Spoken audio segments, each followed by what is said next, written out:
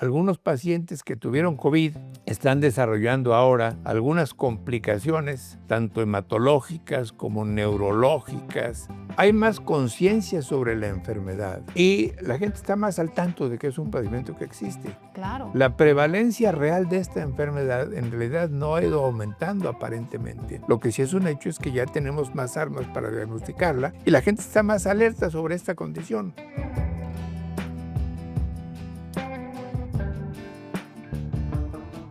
Hola, hola, ¿cómo están? Bienvenidos a otro episodio más de Nadie dijo que era fácil.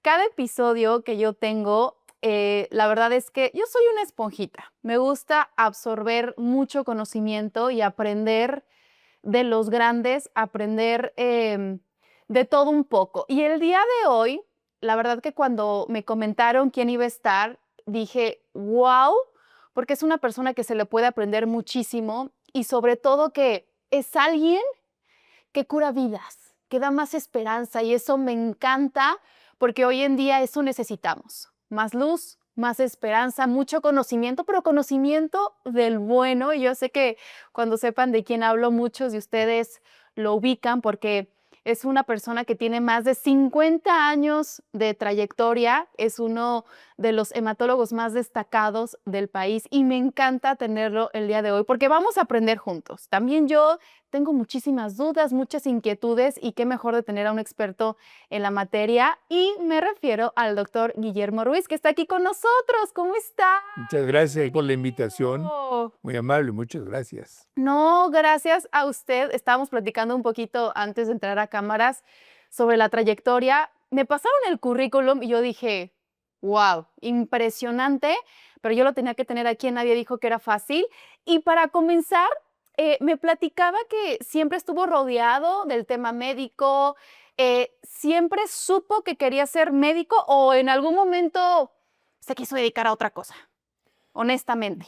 Bueno, la verdad es que la influencia familiar fue muy importante para que yo tomara la decisión de hacerme médico. Mi abuelo fue médico, fue uno de los primeros médicos que hubo aquí en la ciudad de Puebla. Luego mi padre es médico, tiene 100 años y vive y está en buenas condiciones, es médico, hematólogo precisamente. De tal manera que cuando llegó el momento de tomar la decisión sobre qué iba yo a decidir estudiar, pues no tuve muchas opciones, esa es la verdad. En algún momento pasó por mi cabeza la idea de hacerme físico matemático, pero Ok.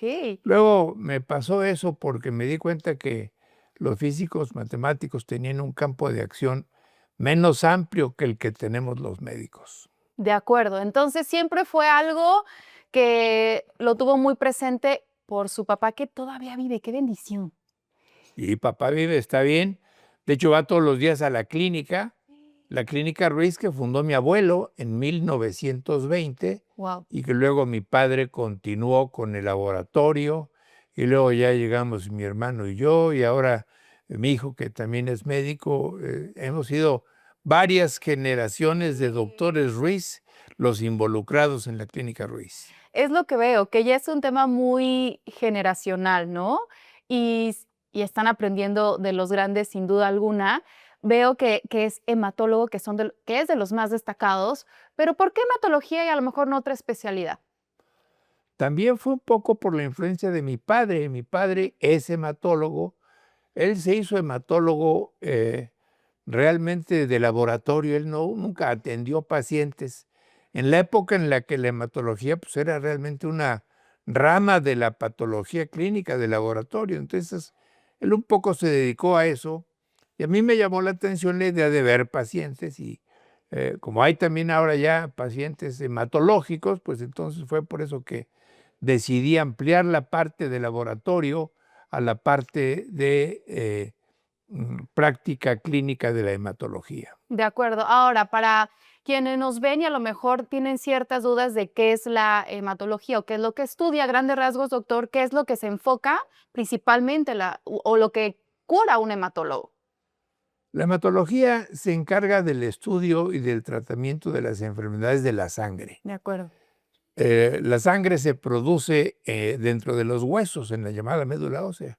Así que cualquier enfermedad que afecte la producción de la sangre o bien el funcionamiento de la misma es objeto del estudio de los hematólogos. De acuerdo. Ahora, por ejemplo, ¿qué estudios son los que nosotros nos tendríamos que hacer? Porque es bien importante estarse haciendo los check-up, haciéndose diferentes exámenes, ¿no? Porque aquí la idea es que siempre la prevención, ¿no? Es nuestro mejor aliado. Pero en estos casos, ¿qué estudios o qué check-up nos tendríamos que hacer para evitar, si es que esperemos que no, este tipo de enfermedades como la leucemia, entre muchas otras que ya nos platicarás? ¿Qué son los requerimientos básicos que necesitamos nosotros hacernos? Bueno, hay una serie de lineamientos que recomienda la Sociedad Americana en contra del cáncer para llevar a cabo los llamados estos chequeos, que son realmente estudios de escrutinio Ujú. de ciertas enfermedades, las más frecuentes. Entre estos estudios de escrutinio se incluye la llamada citometría hemática, que es uno de los estudios que más tempranamente puede detectar enfermedades hematológicas, específicamente anemias y leucemias y trombocitopenias, que son tres enfermedades hematológicas importantes en la práctica del hematólogo clínico. De acuerdo. Ahora, bien importante saberlo y recalcarlo. ¿Cuáles son los síntomas más específicos de este tipo de enfermedades? Ahora, no hay una edad, ¿no? Para tener este tipo de diagnósticos, pero ¿cuáles serían los síntomas más puntuales para estar alertas y, pues bueno, siempre estar al día, ¿no? Con todo eso. Las leucemias son los cánceres más frecuentes en los niños y en ellos habitualmente se manifiestan por dificultad para respirar, palidez, aparición de moretones, sangrados inexplicables, fiebre y ataque al estado general. Entonces, cuando un niño tiene estos síntomas, es importante llevar a cabo estudios orientados a investigar la posibilidad de una de estas enfermedades. Otras enfermedades hematológicas tienen otro tipo de manifestaciones, como los linfomas, que son crecimientos de ganglios, fiebres, sudoraciones profusas, sobre todo en la noche. En fin, un poco depende de cada una de las enfermedades que estudiamos los hematólogos, la manifestación que se puede presentar tempranamente. De acuerdo. Ahora, la leucemia o este tipo de enfermedades, muchas veces nos preguntamos, ¿eso es genético? O sea, muchas veces puede ser genético o pues es algo que ya uno pues va desarrollándose o va desarrollando más bien. En general, las leucemias son enfermedades adquiridas, es decir, no se heredan. Ujú. Ok. Hay algunas condiciones que predisponen a las personas a tener leucemia. Por ejemplo, el síndrome de Down, la trisomía 21, es una condición que predispone al desarrollo de leucemias. En los niños con síndrome de Down es más frecuente la leucemia, pero en general son enfermedades adquiridas, muy probablemente multifactoriales, es decir, no tienen una sola causa, sino que es el conjunto de eh, causas que, actuando de manera sinérgica, factores ambientales, factores familiares, exposición a ciertas sustancias, infección por algunos virus, son los que pueden generar un terreno propicio para que se desarrollen este tipo de enfermedades. Ahora, en la pandemia fue algo que definitivamente a todos nos azotó en muchos ámbitos, pero en el sector médico considera que sí fue un antes y un después en el desencadenamiento, perdón, de estas enfermedades, o sea, sí fue un factor importante. Bueno, muchas enfermedades hematológicas se han hecho más frecuentes desde que hubo esta epidemia Ujú. de COVID. Algunos pacientes que tuvieron COVID están desarrollando ahora algunas complicaciones, tanto hematológicas como neurológicas, Que infecciosas, antes no se etcétera, veían, por ejemplo. que antes no se veían o que ahora se están viendo con mayor frecuencia en quienes tuvieron estas enfermedades y se lograron recuperar. Entonces, sí, la pandemia nos ha hecho estar alertas sobre la ocurrencia de enfermedades que antes eran menos frecuentes y que ahora estamos ya acostumbrándonos a ver con mayor frecuencia en quienes tuvieron esta infección. Y lo vemos en todas las edades, doctor, ¿no? Antes teníamos una población más vulnerable, que eran las personas de la tercera edad, ¿no? Que tenían alguna condición específica, pero ahora vemos que desde muy pequeños, desde niños hasta adultos, traen enfermedades pues más complicadas. Ahora vemos que la tecnología va a pasos agigantados, cada vez vemos más opciones y sí me gustaría platicar un poquito sobre estos avances tecnológicos en específicamente la rama de la hematología que nos quisiera compartir. Sí, es otra de las cosas que es importante señalar Sí, para entender la prevalencia aparentemente más alta de ciertas enfermedades. La verdad es que los métodos con los que se cuenta ahora para hacer identificación, diagnóstico oportuno de ciertas enfermedades han mejorado en forma considerable.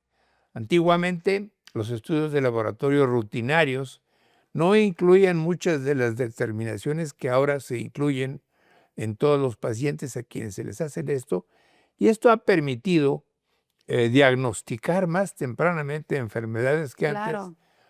tomaban más tiempo para hacerse aparentes. Entonces, desde luego que la disponibilidad de tecnologías modernas y más precisas para hacer diagnósticos explica en cierta forma la prevalencia mayor de ciertas enfermedades. Y también a lo largo de esa misma línea, las mejorías que ha habido en los tratamientos de las enfermedades son también muy notables. En el caso específico de el quehacer médico al que yo me dedico, hemos tenido la ocasión de advertir Ujú. cómo el poner a la disponibilidad de las personas procedimientos de tratamiento que antes eran muy complicados de llevar a cabo, pues ha permitido resolver muchas enfermedades que antes se consideraban como incurables. Y en esta línea, el haber desarrollado los métodos para llevar a cabo los trasplantes de células hematopoyéticas, los trasplantes de médula ósea, pues ha sido un paso muy importante para ofrecer a muchos pacientes con diversos tipos de enfermedades opciones terapéuticas que antes no tenían. Sí, justo dentro de ese currículum impresionante que tiene el doctor, veía sobre ese método en específico. Em, Adentrándonos un poquito más, es doloroso, es cansado, con un lenguaje que nos pudiera explicar, ¿no? Porque a lo mejor ahí en casa vemos algunas personas que están pasando por situaciones muy similares y que muchas veces no ven salida, ¿no? Aquí vemos una puerta, una luz, una esperanza, ¿no? Sobre este método, sí me gustaría adentrarme un poquito más. ¿Cómo fue que se está desarrollando y veo que con mucho éxito? Sí, mire, el trasplante de médula ósea es un procedimiento que se ha llevado a cabo en la práctica médica desde hace probablemente más de 50 años. Wow. Sin embargo, los métodos para llevarlo a cabo han ido cambiando en forma considerable, con el objetivo principal de hacerlo más accesible a un mayor número de pacientes. De acuerdo. Antiguamente los trasplantes de médula ósea, por ejemplo, cuando yo estudié medicina, Ujú.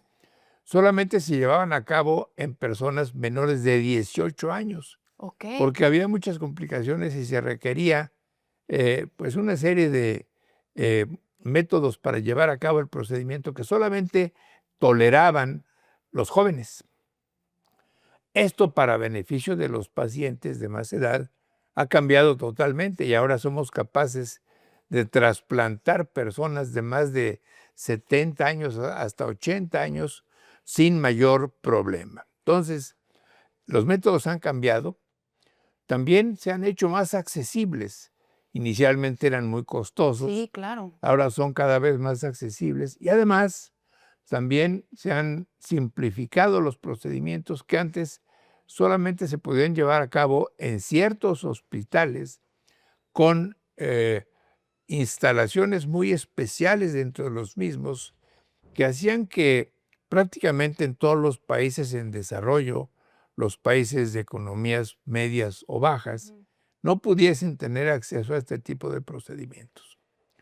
En los últimos años ha habido una serie de cambios que se han hecho para llevar a cabo los trasplantes de médula ósea, que permiten ahora ofrecerlos a un mayor número de pacientes quienes viven en condiciones de economías desfavorables, Claro. como nuestro país y como muchos otros países que curiosamente ocupan el 80% de los habitantes de ese país. Es decir, el 80% de los habitantes del mundo viven en países con economías medias o en economías bajas, y en ellos ahora ya es posible llevar a cabo trasplantes de médula ósea, que es una de las cosas que se ha hecho más accesible. Qué belleza y qué alegría, porque justamente vemos casos de muchas familias que no ven un fondo, o sea, no ven un alto en estas enfermedades que desgraciadamente pues son muy costosas y no nada más en el tema, me refiero económico, sino que mentalmente acaba familias, es muy desgastante todo este proceso y el ver que a través de este método ya existe la posibilidad de llegar a más gente de diversos círculos sociales, eso me parece increíble. Ahora, también ha hecho, ¿cuántos trasplantes? ¿Más de 1000 trasplantes aproximadamente? Mire, la historia es más o menos así. Cuando yo terminé mi entrenamiento en hematología en la Ciudad de México, en el año de 1982, me fui a Estados Unidos, específicamente a la Clínica Mayo en Rochester, Minnesota, en donde tuve ocasión de exponerme a los métodos para llevar a cabo los trasplantes de médula ósea.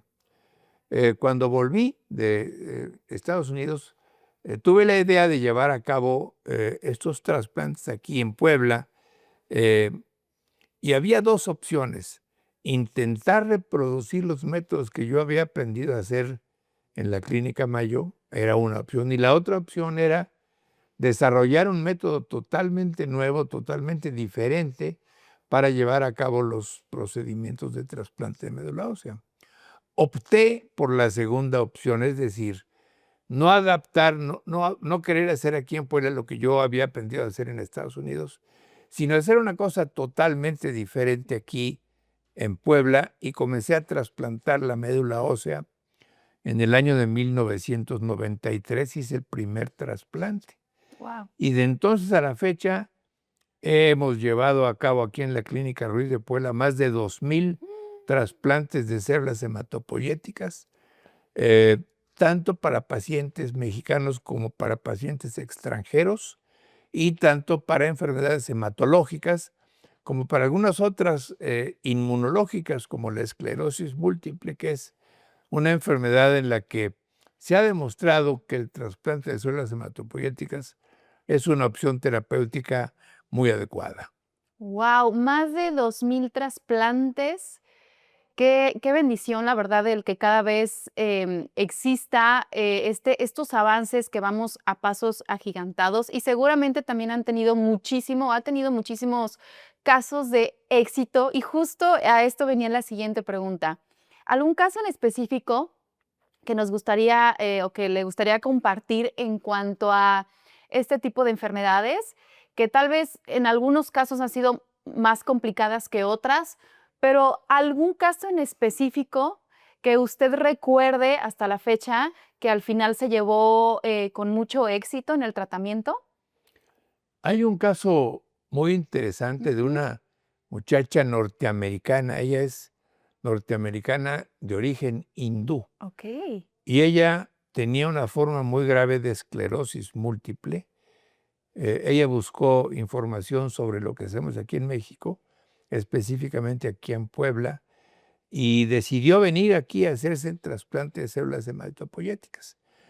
tiene una forma muy grave de esclerosis múltiple y llegó en una silla de ruedas, no podía caminar.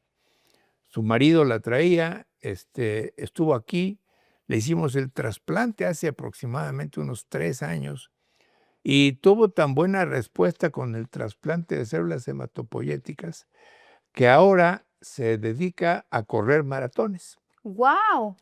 Ella corre maratones con el objeto de promocionar justamente el procedimiento de trasplante de células hematopoyéticas en esclerosis múltiple. Ella es un ejemplo viviente de cómo estos procedimientos terapéuticos que antes no se podían llevar a cabo con tanta facilidad, son capaces de restablecer la salud de una persona y de hacerla, pues, la contraparte de lo que tenía, de una silla de ruedas a correr maratones ahora en diversas partes del mundo. Ha ido a Japón, ha ido a Alemania, muchas veces en Estados Unidos, en Inglaterra, corriendo siempre con pues emblemas que hacen obvia la necesidad o la bondad del procedimiento de trasplante de médula ósea para estas enfermedades. Ella corre para promover el trasplante de células hematopoyéticas en esclerosis múltiple porque es un ejemplo viviente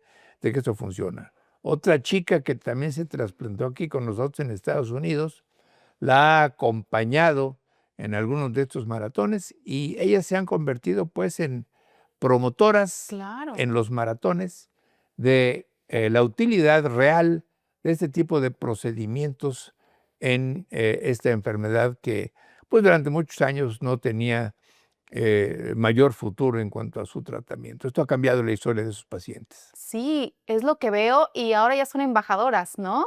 Sin duda de todo este proceso que han estado llevando, pero qué tan importante, doctor, también son los hábitos, ¿no? Porque a pesar de que fue algo con éxito, pues tienen que seguir teniendo ciertos hábitos durante toda su vida para que esto siga con mucho éxito. A esto iba lo siguiente, hábitos generales que debemos de tener todos. Nadie está exento de este tipo de enfermedades, pero sí me gustaría que nos compartiera hábitos muy generales para todos, qué tan importante es tener buen funcionamiento en la sangre y saberlo, que si también hay en casita existen pacientes con alguna de estas enfermedades, pues tenerlo muy en cuenta sobre los hábitos generales que debemos de tener todos. Sí, totalmente. Hay muchas enfermedades que sí tienen una clara relación con los hábitos Claro. personales. Por ejemplo, el cáncer de pulmón, pues sí está claramente relacionado con el tabaquismo. Eh, la cirrosis del hígado está claramente relacionada con el consumo exagerado de alcohol, en fin. Pero hay otras enfermedades que no tienen que ver con el estilo de vida y que se presentan. Una de ellas precisamente es la esclerosis múltiple o las otras de las que estábamos hablando, las leucemias y los linfomas. De tal manera que en general se recomienda que las personas mantengan una actividad física buena, que consuman alimentos sanos, que traten de evitar alimentos demasiado procesados, que traten de evitar comer en exceso carnes rojas, por ejemplo. Ok. Y esto permite pues llevar a cabo un estilo de vida saludable, haciendo ejercicio, manteniendo un peso bueno y siempre orientados a preservar las condiciones de salud eh, que todos debiéramos estar preocupados por mantener. Sí, a ver, aquí está muy sencilla la ecuación. Creo que todos sabemos que entre mejores hábitos tengamos, pues nuestro estilo de vida va a ir mejorando. Ahora, también vemos que hay muchas enfermedades silenciosas, ¿no? Como la esclerosis, que muchas veces yo tengo una conocida que apenas le diagnosticaron y siempre tuvo en general buenos hábitos y de repente se lo diagnostican. Y es justamente eso, ¿no? De que hay enfermedades que no nos van avisando, ¿no? De cierta manera. Entonces, que también importante recalcar de estarse haciendo los estudios. ¿Hay alguna edad en específico en donde podemos ser como un poco más propensos a, por ejemplo, la esclerosis, que veo que es una enfermedad que ahorita cada vez ha ido en aumento, doctor. Sí, aquí en el caso de la esclerosis múltiple pasan dos cosas. Primero, hay más conciencia sobre la enfermedad. Hay más estudios que permiten establecer el diagnóstico con precisión y la gente está más al tanto de que es un padecimiento que existe. Claro. La prevalencia real de esta enfermedad en realidad no ha ido aumentando aparentemente. Lo que sí es un hecho es que ya tenemos más armas para diagnosticarla y la gente está más alerta sobre esta condición. Lo mismo pasa con las leucemias, con los linfomas, con las púrpuras, etcétera. Así que este aparente incremento en la prevalencia de ciertas enfermedades probablemente sea reflejo de que tenemos más armas para diagnosticarlas, para pensar en ellas, para poder eh, intervenir tempranamente haciendo un diagnóstico oportuno y demás.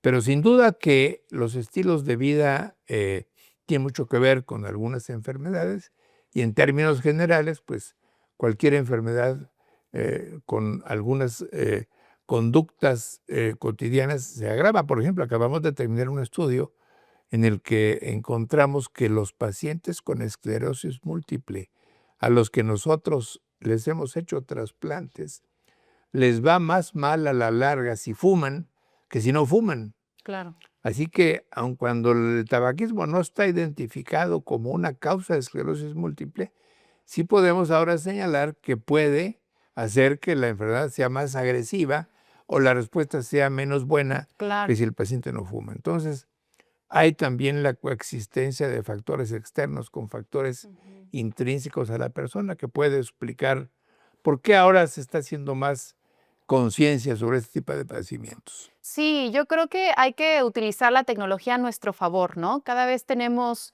más opciones, más alternativas de este tipo de enfermedades. Y si lo sabemos utilizar de la mejor manera, creo que podemos ser un poquito más receptivos a lo que hoy en día está pasando. A mí me gustaría, doctor, que diera un mensaje para esos futuros médicos o doctores que les gustaría en algún momento ser como usted, que es una referencia muy importante en la medicina aquí en México, que quisiera compartir para todos aquellos que les gustaría seguir también este caminito de la medicina. Muchas gracias. Bueno, yo he estado involucrado en labores de investigación en medicina, de asistencia tratando pacientes y también de enseñanza. Y como parte de las labores de enseñanza he podido alternar con muchachos jóvenes, que ahora ya son médicos, otros que siguen siendo estudiantes, en fin. Y algo que sí me parece que es importante recalcar es que ante la medicina tengan una conducta de paciencia, es decir, que traten de esforzarse por atender bien a los pacientes, Acuerdo. por aprender cada vez más cosas y que no se fijen tanto en lo que está pasando con los jóvenes actuales, médicos específicamente, que tienen unos deseos de hacerse ricos muy rápidamente, ¿verdad? De acuerdo. La medicina le permite a una persona vivir decorosamente, educar a su familia, tener un estilo de vida razonable, pero esto lleva tiempo y paciencia y mucho esfuerzo, ¿verdad?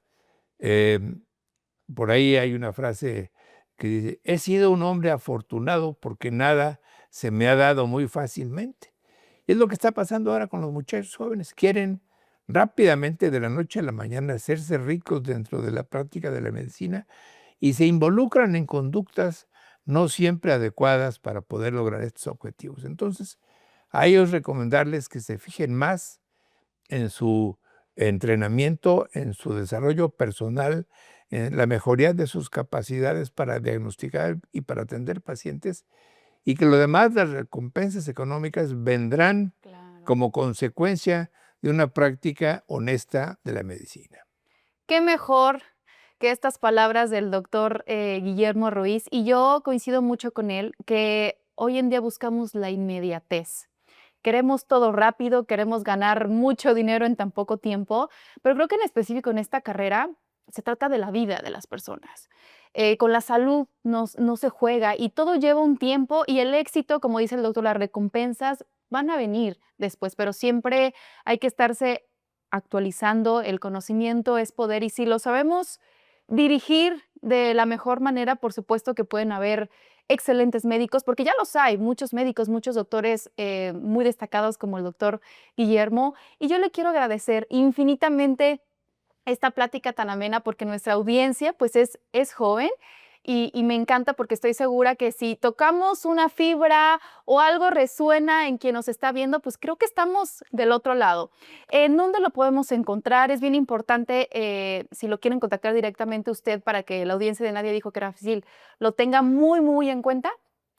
Sí, bueno, yo tengo ya muchos años de estar trabajando en la Clínica Ruiz desde que volví a trabajar después de haber estado en Estados Unidos. Estoy ahí en la Clínica Ruiz, estoy ahí a sus órdenes y tenemos ahí un sitio web que es clinicaruiz.com, así que estoy a sus órdenes para información adicional o para resolver algunas dudas con mucho gusto. Ay, un placer. Muchísimas gracias, doctor, por haber estado en este episodio. Espero que allá en donde nos estén viendo les haya gustado. A mí me encanta muchísimo este tipo de información porque nadie está exento de cualquier de estas enfermedades y hay que usar a nuestro favor toda esta tecnología que va a pasos agigantados y por favor déjenme en los comentarios qué les pareció. Aquí estamos siempre al pendiente y bueno, que lo disfruten y nos vemos en el próximo episodio de Nadie Dijo que Era Fácil.